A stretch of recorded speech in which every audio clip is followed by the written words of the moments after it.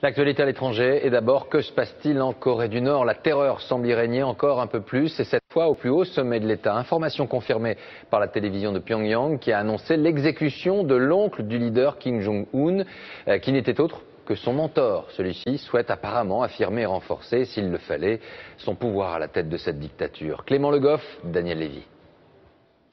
C'est à la télévision d'État que l'annonce a été faite publiquement. Yang Song-taek a été condamné à mort. La décision a été immédiatement exécutée.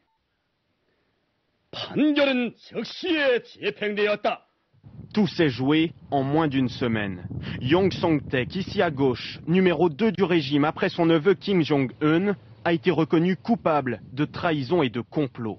Arrêté lundi en plein bureau politique, escorté dans une cour de justice, il a été fusillé quelques instants plus tard.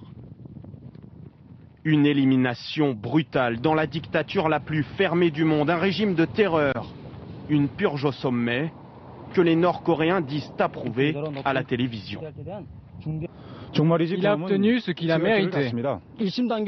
C'est un traître qui allait détruire notre unité. L'exécution est trop clémente. Il devrait être jeté dans la poubelle de l'histoire. Et la poubelle de l'histoire, c'est justement ce que son neveu lui a réservé.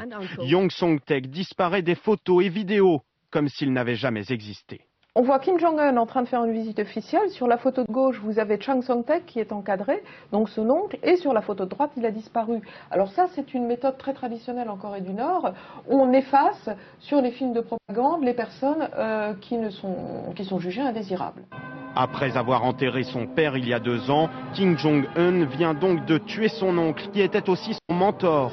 Une façon radicale d'affirmer son pouvoir.